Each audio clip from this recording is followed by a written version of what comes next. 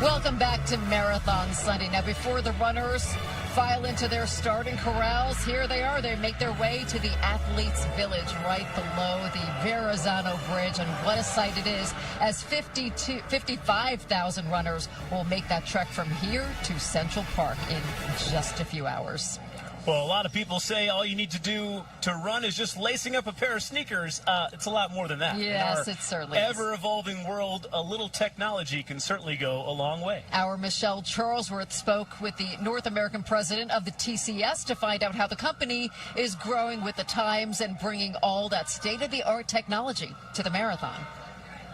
You're a runner. How excited are you for this? Super. It's the best day in New York. The best. It's the best. So you have developed something to make it even easier for everybody. Yes. What's it called? Run Concierge. As a runner or as a spectator, you don't want to be Googling endlessly, trying to find the information that you really need. And so we put AI on top and built this super cool Run Concierge that answers your questions. It pulls all kinds of data, makes it easy for you, and maps together with the map. Perfect. Provides you all the information you need. So this is interactive. What does this do? Essentially, it's a chatbot on top of all the marathon data that we have, the route information, the elevation, the roads, closures, all of that. Right. We've trained the model, the language model, with that information so that we can be very specific to the questions that you have. So here's a question we put: where is the start and what's the best way to get there? So it answers the question, but not only that, it pulls up a map and exactly shows you where to go. As a runner, you are quite concerned about where you're going to hit the elevation points. Where are the hills? Where are the hills? So it tells you about that and exactly shows you which bridge you're going to encounter, what type of elevation. So what is that? Look at that. Look at what it does at the very beginning. Exactly. So what does that tell you? It tells you that once you cross the Verrazano Bridge, you are all good. I love that. Whether you are a runner yourselves or supporting a runner, Right. you can track the runner in real time where they are. You can position yourself to cheer them or meet them on the finish line. It's so great. You guys are doing things for the future that has to do with diagnostics. Tell me about that. With the Future Athlete Project, what we're trying to do is bring all the data coming out of the variables and putting AI on top of it. We're trying to map the human body and create a digital twin of the human body so that you can drive all this if-then-else type of questions. If I didn't sleep well, what happened? If I slept, what happened? If I ate some kind of food, how did it impact my performance? So good. That's the vision, to give everyone a digital twin of your bodies and help us manage ourselves better. Is that amazing? I love that. It was the best. Talking to Amit, he's brilliant. But he explained all of that. So if you're running the marathon, it lets you know, the highest point is the Verrazano Bridge. If you were cheering for someone running the marathon, it tells you this is a great place to go to brunch. Or there are diners along the way. Let's say that you're watching somebody you love and you want to see them at the 16th mile mark. That's where we are. But then you want to also see them. This goes all the way down, goes into the Bronx. Then they come back in to Manhattan on Fifth Avenue. You want to see them on Fifth Avenue before they go into Central Park. Shows you how to get over there and where all the public bathrooms might be along the way, where you can get something to drink, how long it will take you to get over there, if any roads are closed, streets are closed, things you can watch out for. Brittany, I'm going to send it over to you. Pretty cool, right? Right, that is amazing, and it's just awesome what we can do with Today, technology. You know that you are going. Technology, These four athletes, 2 men, 2 women, are going to be the first. Thank you so much for joining us this morning, and we just talked about that amazing, innovative technology you guys are coming up with, and you're putting that to the test today. Yeah, that's right. I'm actually a member of the TCS Future Athlete project, so I use digital twin technology. I had a digital twin of my heart created to run my first ever marathon, the 2023 TCS New York City Marathon, and after that I was hooked. I was hooked on marathons and hooked on digital twin technology, and it's just been an amazing and really interesting project ever since. And let's talk about the future. What do you hope for the future of this technology when it comes specifically to marathons? Yeah, so we really see this as kind of marathons as a test bed and a showcase for this technology. So it's a great opportunity for us to really test out technology, learn what the possibilities are, and use this incredible venue as a showcase for the technology. But ultimately, ultimately, we're really excited about how it could elevate the health and wellness of society at large. And one day we expect that everybody will have their own digital twin to really help them take a much more data-driven approach to their health and wellness and their sort of longevity through healthy lifespan. And if we have time, you use it for your own training in 2023. How was that? It was amazing. I learned a lot about really all of the things that go into running a marathon. It's not just about putting in the miles. It's about understanding nutrition and managing stress and managing rest and recovery. And so a good example is the artificial intelligence that's built into the digital twin really helped me understand that after a long run, I don't sleep that well that night. And so it's important for me to remember to give a couple of extra days of rest before I do my next big effort. So it's just a great example of how this technology can be really when you're training for your marathons. All right, thank you so much again, Bill, and we'll send it back to you, Sam and Ryan. That's so fascinating. Thank you, Brett. I don't know if the world is ready for a digital twin of Ryan Field, though. They're definitely not ready for that. We wouldn't wish that on anybody. Thank you, Brittany. Coming up, some of our coworkers, they're not just talking about the marathon today. They're actually hitting the course. Yes, they are ahead. We will show you how our team got ready to run ahead of today. We will be right back.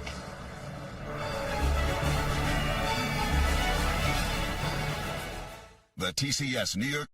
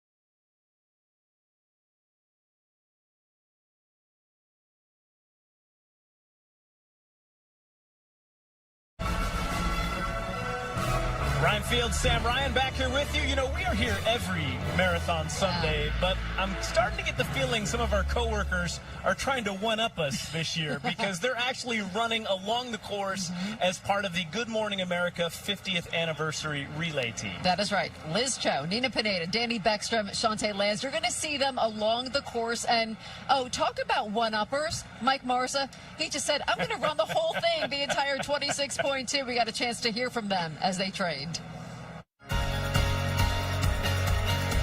You know, the idea of running a marathon, for me anyway, has been a little intimidating. So the fact that we get to run a so Park, Shanae, no Luka, no LeBron. It's a good thing he's him in Lakerland. Austin Reeves had himself a night. We're going to head to Minnesota where the Lakers were visiting the Timberwolves. No Anthony Edwards in this one either. But the only running I do is from my own problems. You know, I'm generally not a big runner, so I hope that you guys in the audience and all the spectators that come out to watch us on TV and on the streets of New York City will be on my side as I try to get through my part of this relay. Inspired by all the people and all the stories of the people that have overcome so much just to make it to Marathon Day. I've been a spectator for the past several years, but actually getting to be a part of it is a dream come true. And what's wonderful to see in New York City is that kids who never thought they would be runners actually run. And so to support that as part of this relay and supporting America for their 50th anniversary, that's all things coming together. I am so incredibly excited to experience such an iconic New York moment for the first time ever. Ready to run with us? There's that one up for Mike Marza, but there's our Danny Beckstrom. Hey. Danny, what are you most looking forward to out there? Just feeling the energy. I mentioned a couple of minutes ago, as a spectator, it is still the best day of the year in New York City. I can't even imagine what it feels like on the course, but I'm not a runner. It's so inspiring to see everyone who's taking on this challenge, but I'm trying to learn. So we've got quite the crowd behind me. Does anyone have advice for me? I'm running 2 miles as a relay. Have any advice? Run your race, have a great time, and take mile by mile. You got this. Mile by mile. Okay.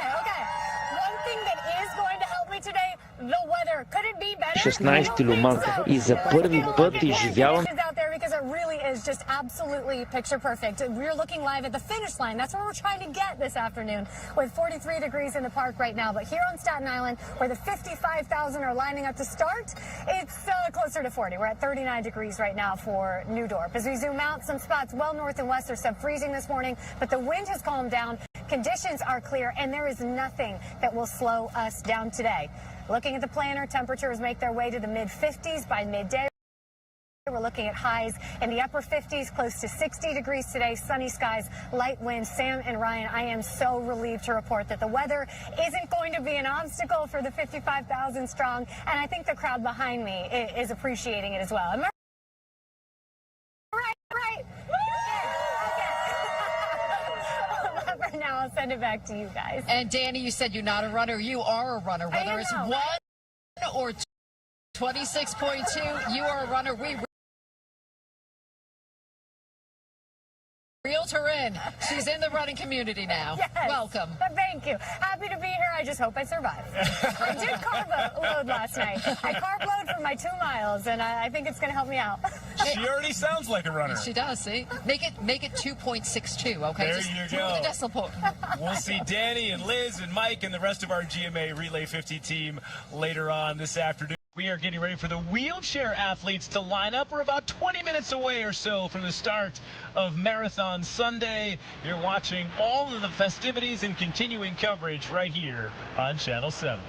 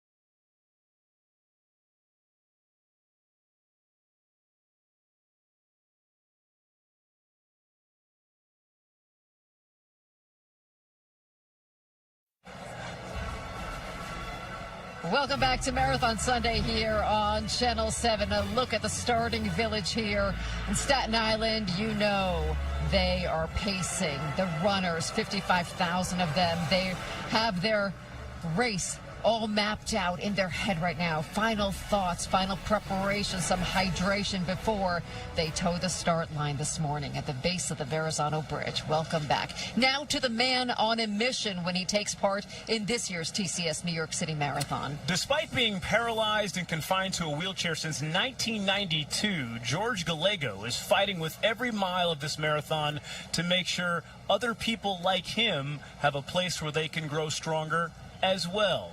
We welcome back Pedro Rivero at the finish line at Central Park with more on George's incredible story. What's going on, Pedro? Hey, it is quite this story. He's going to be one of those 55,000 crossing the finish line right here behind me in the heart of Central Park. It really is exciting when you hear his story. As you guys mentioned, wheelchair bound since 1992, but he has made it his mission to inspire others, not only, of course, find a place where they can feel accepted in the gym of their own, but also grow stronger together. George Gallego is no stranger to the New York City Marathon. I love the entire race from beginning to the end. I know most people complain about the start, the Verrazano Bridge, but it's not as challenging as most people think.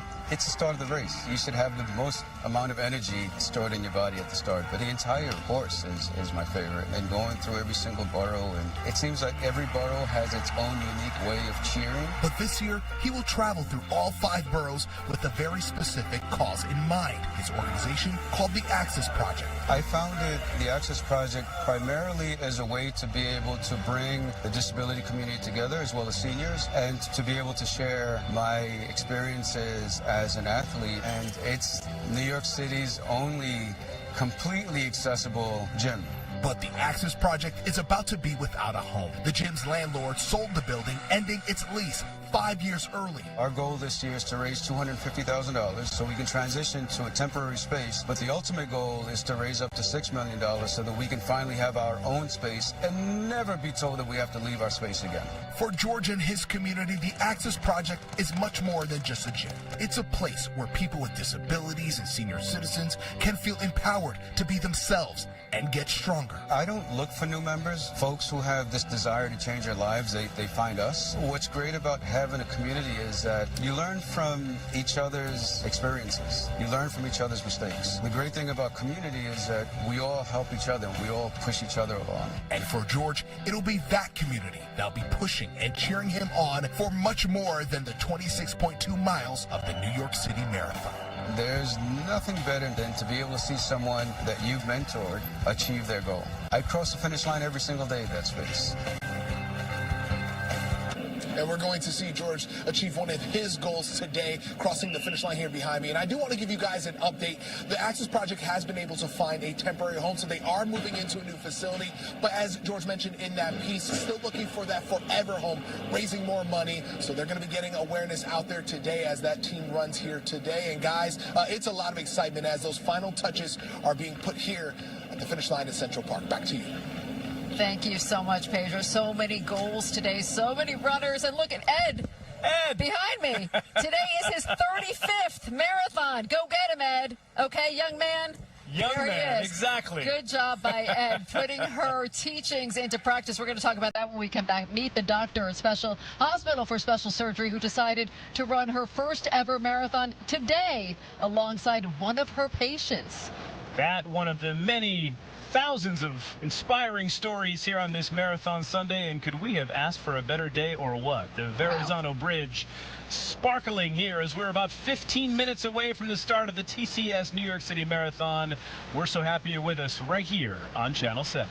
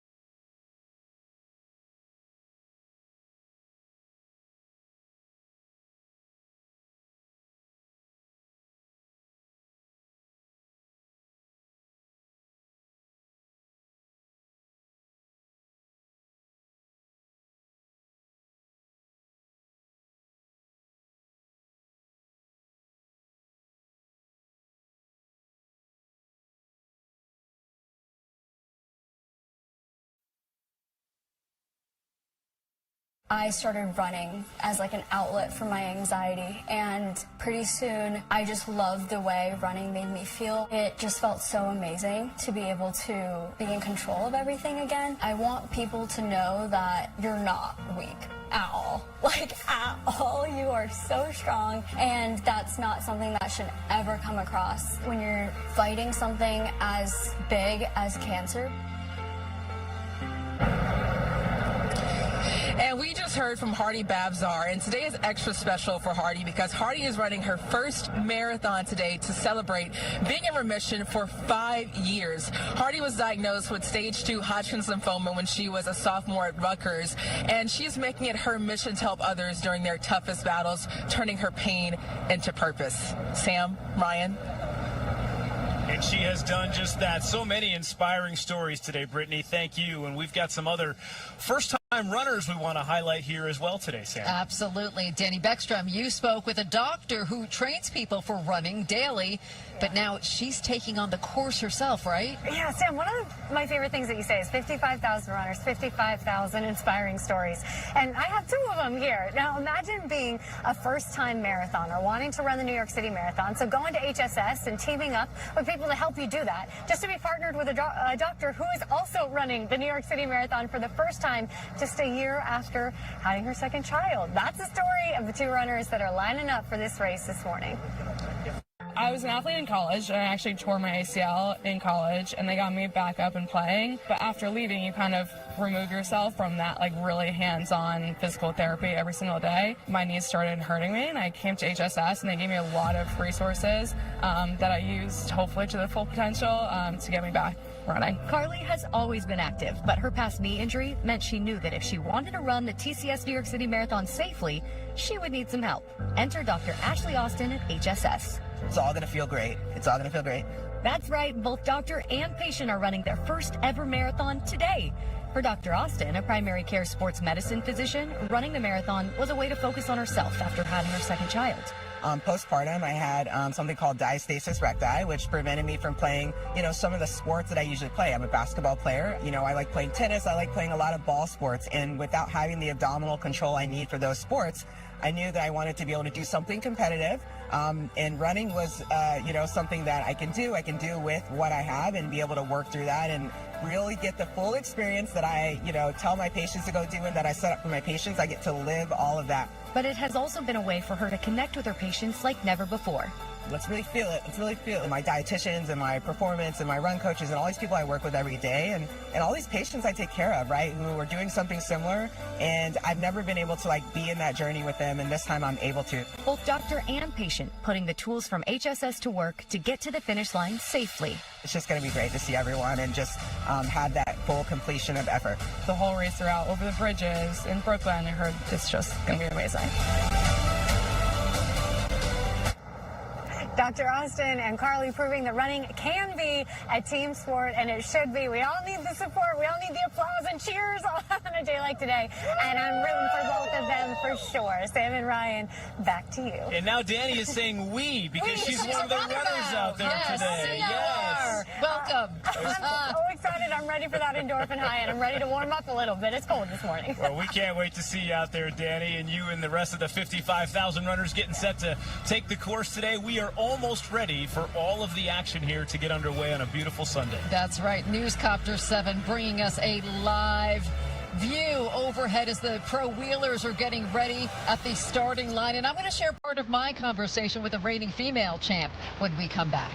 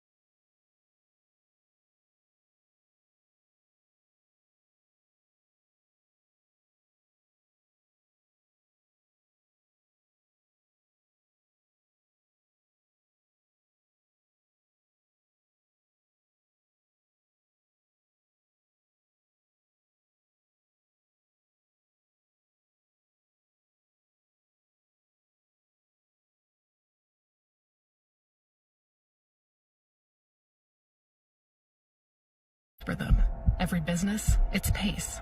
To lead in a world that won't stop moving, you need adaptability, intelligence, endurance, AI that looks ahead, digital twins that plan every turn, and sustainable solutions that go the distance. TCS helps businesses run the right pace through every stride, every turn, every move forward.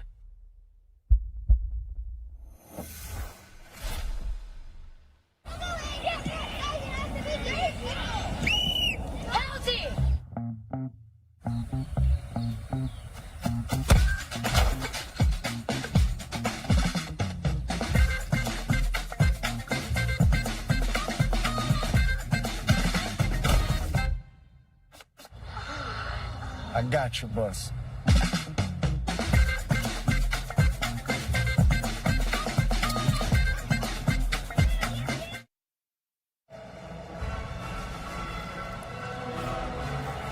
You are looking live at the starting line here on Staten Island. We are just moments away from that starting gun, kicking off the first race of the 55th TCS New York City Marathon with the men's professional wheelchair division. And all eyes on Marcel Hug. As for the women will follow right after, and all eyes will be on Susanna Scaroni, the defending champ. I got a chance to catch up with her a couple months ago about the problems and obstacles that sometimes you may run onto in a marathon course that you wouldn't think of.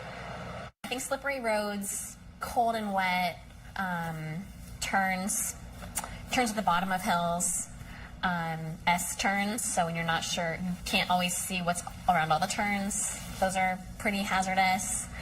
Pedestrians walking across, dogs walking across can all happen and have happened. I know an athlete that had a kid run in front of him at the Boston Marathon, a big downhill. So, yeah, there's a lot of hazards out there.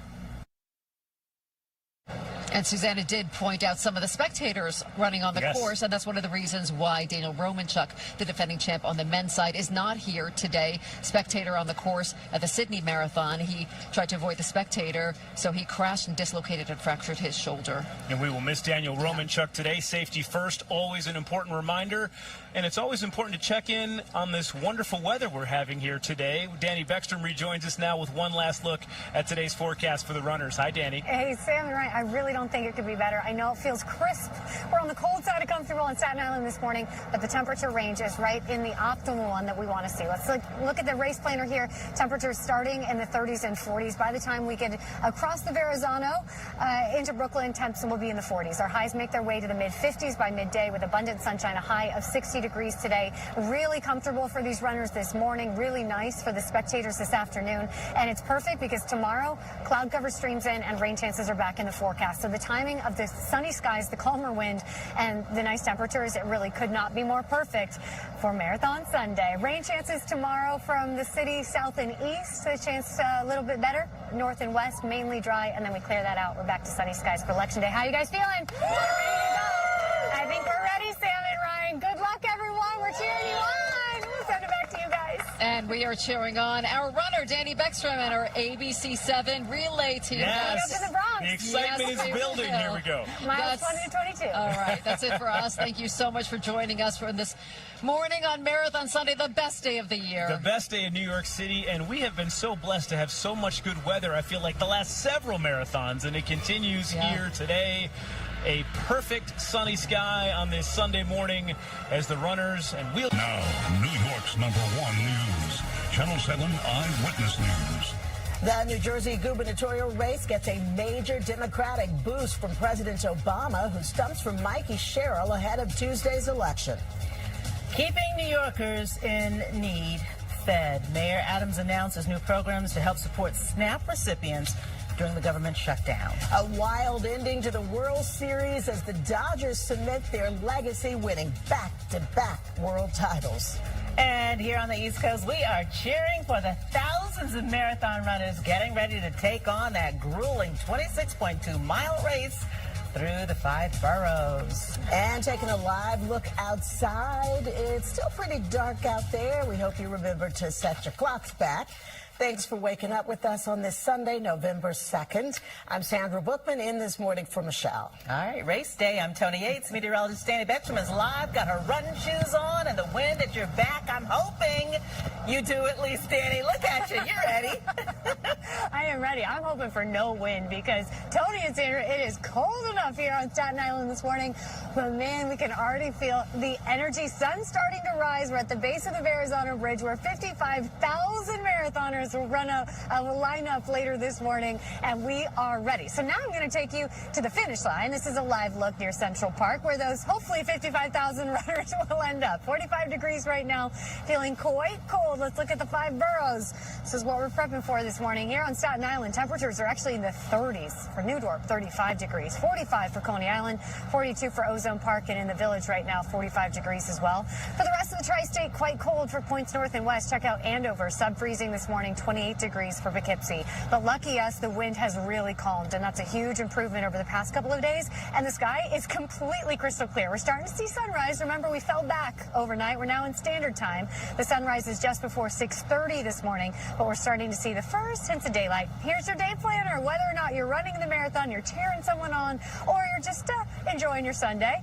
Looks like sunny skies, seasonable highs today will make our way to the upper 50s. But with lighter wind and really crisp, dry air, these conditions are absolutely perfect for runners. I am cold, but it's because I'm standing still. When we're talking about elite runners and long distance running, the optimal range temperature is 40s and 50s. It's exactly what we have on tap today. So Sandra and Tony, I am so happy to report to the 55,000 runners that the weather not going to make it any harder to finish this 26.2-mile course. It's going to be a great day here on Channel 7. Check back in with us. I'm excited for the runners to actually be out here and get some energy, but I'm happy to see that they're still hopefully asleep. Well, some of them. I'll send it back to you guys. All right, Danny. It is, in fact, going to be one of the best days in New York City. We're less than 2 hours away from the start of the TCS New York City Marathon. You heard Danny say more than 50,000 runners from 140 countries. I think it's even more than 140. They're going to be making their way across the 5 boroughs. Yeah, millions of spectators are making their way out along the route right now. All of this means, of course, extra security to keep everyone safe, the runners, the crowds. Eyewitness News reporter Crystal Cranmore is live in Columbus Circle waiting for everything to kick off this morning. Crystal.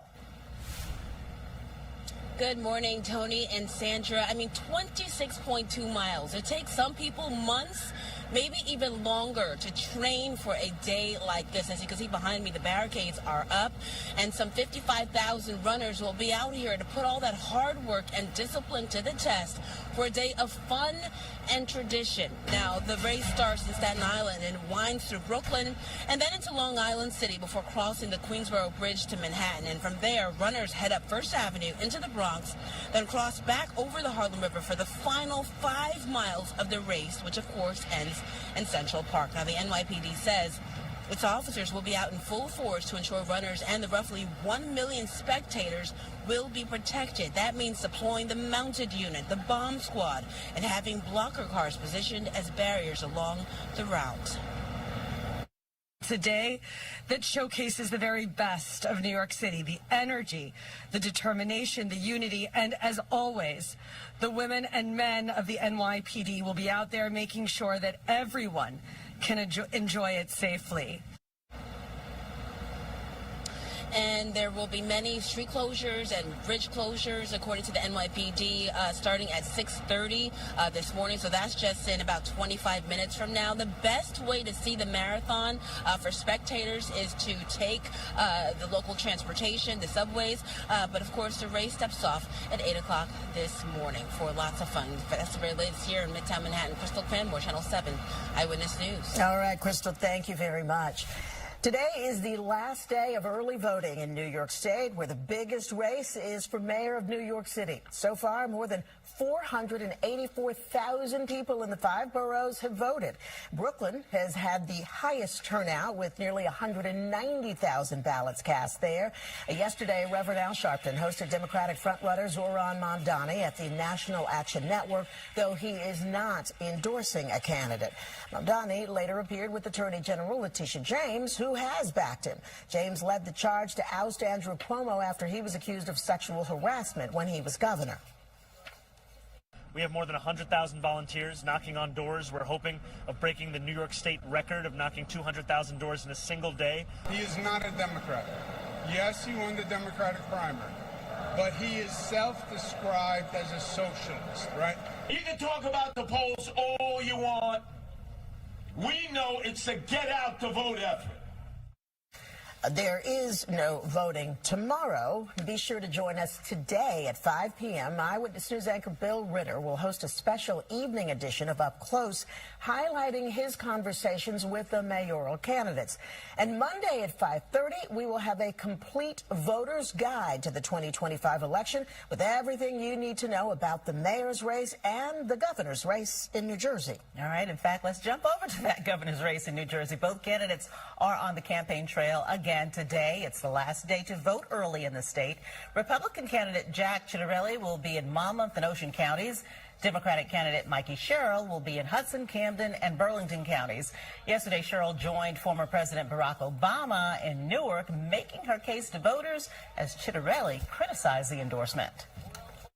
I call this the choreography of campaigns. It's not going to matter. At the end of the day, the candidate has to win the race. So when people ask me who you're bringing in, I say Jack Ciattarelli. When people across the nation look at me with fear and despair in their eyes when they ask me, is New Jersey up for this moment? You guys just stole my line. My answer was, hell yeah! The latest poll from Atlas Intel shows Sherrill ahead 50 to 49%. That particular poll suggesting the race is close. The government shutdown has officially passed the 1-month mark. Across the country, state and local leaders are trying to free up emergency funding in their areas to temporarily assist families who rely on SNAP benefits. Mayor Eric Adams announced a joint partnership between New York City, the United Way, and New York Community Trust to support the nearly 2 million New Yorkers who desperately rely on SNAP. Nassau County Executive Bruce Blakeman, meanwhile, also announced emergency funding to combat food insecurity. He says Nassau County will provide $50,000 each week to organizations serving food to the community until SNAP benefits are restored. And in the Bronx, organizations like Word of Life Christian Fellowship International are also mobilizing to bring in critical aid. Developing now overseas in the UK, police have arrested 2 people in connection to a mass stabbing aboard a train near Cambridge. 10 people were hurt in total. 9 of them suffered life-threatening injuries. The train was headed to London's King's Cross when that attack happened. The Prime Minister called the attack appalling. Counterterrorism police are investigating. Still to come here on Eyewitness News this morning, U.S. helicopters set to assist Jamaica days after Hurricane Melissa pummeled the island nation. An update on relief efforts this morning. Also, why the judge tossed away Justin Baldoni's $400 million lawsuit against Blake Lively and Ryan Reynolds.